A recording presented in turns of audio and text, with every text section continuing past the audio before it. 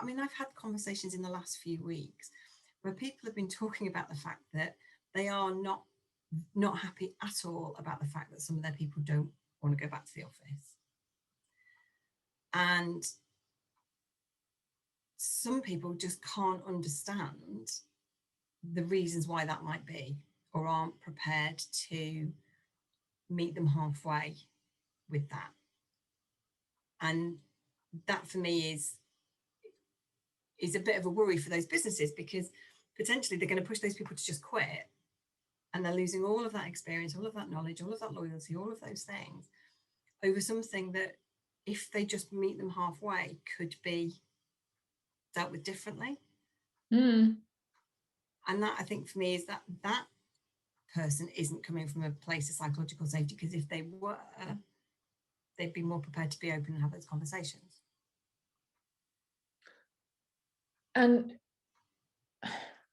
like, what's forcing them to want everyone to come back in, or what's driving that? Honestly, I think it's lack of trust. Yeah, which of course is not going to help anyone be psychologically safe. But then are people not coming back to the office because they feel unsafe because of the environment in the office, and has nothing to do with COVID whatsoever? Is that what's keeping people at home? And is that something that's keeping people at home throughout the country or the world now? Some don't want to go out, fair enough, because they don't want to be at risk for themselves, their health, or their family, or whoever. But are there people who don't feel safe in the workplace that don't want to return? Yeah. If you worked in a toxic environment before all of this, and you've been working from home for a year and have found that works much better for you, why would you want to go back to that? But does it, I wonder? You know, yeah, I mean, I think this feeling psychologically unsafe is, you know, you're afraid to make a mistake. And if you make a mistake, you're afraid to admit to it, or that you're going to get the blame for it. So you kind of keep quiet. But and also, if you think things are going wrong, you don't raise your hand, whatever, you don't suggest better ways of doing things. I mean, there's several ways to kind of think about psychological safety, but all of them involve working with other people. And you're doing that whether you're at home or in the office. So, I mean, I know that some people said it's easier to raise questions in a Zoom environment because maybe you can type it in the chat and things like that. But I can't imagine it makes it all that much easier. You're still taking that risk, aren't you? Whether you type it in the chat or whether you vocalize it, it's still taking that risk. But then maybe when people are on Zoom and it's being recorded, or maybe people are less inclined to show some of the behaviours that they might use in a different environment. Yeah, and I wonder if it's got anything to do with seating arrangements as well. You know, when you're in an office, you're around a table, or yeah, I mean, most offices now would have round tables probably, or at least it looks like everybody's kind of going around. But on Zoom, we're all looking directly at everybody. I wonder if that makes a difference to how, I don't know, that feels more difficult almost, because all eyes are on you. I was on a call last week, and somebody was saying there that, and it was an HR group, and somebody said what's changed for a lot of people is the fact that we're all the same size on Zoom. So we're all exactly the same, and there's no hierarchy insofar as, you know, because you get moved around. If you go into breakout rooms, you come back, you're in a different place, and that can be a lot more inclusive than, like you say, being in the meeting room and facing that person that you've got a difference of opinion with, or feeling like the people at the bottom of the table are twittering away amongst themselves. And, you know, it's less easy, especially once people realise that you can download the chat and it brings up all of the private chat as well. Does it? Did you not know that?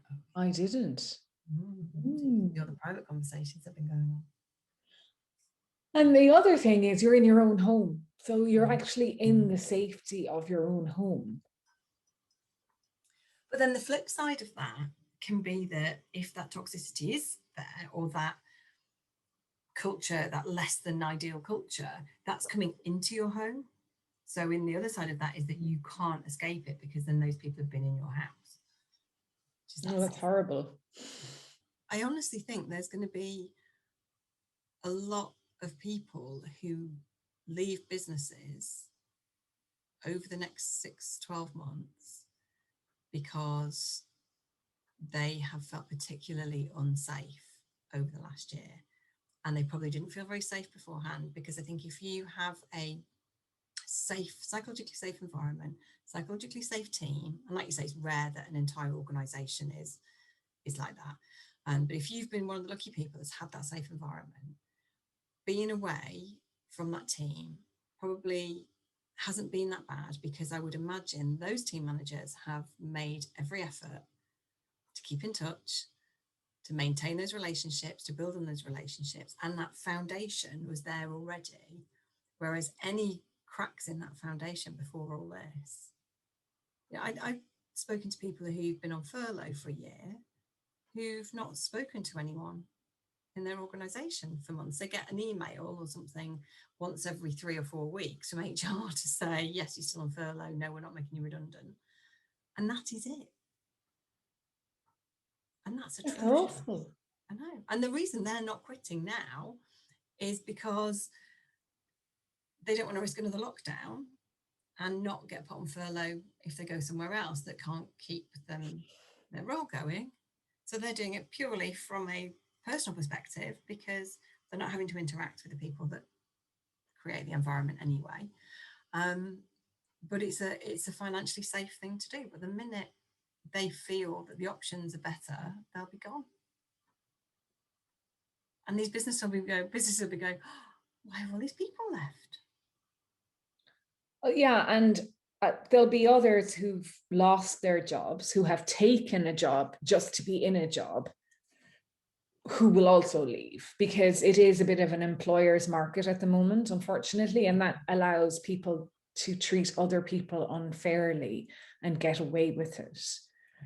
And but I think one of the things we talked about Google earlier on, but one of the things about Google was, I think maybe it's shown the world that it's not also just about having the right type of people on your team.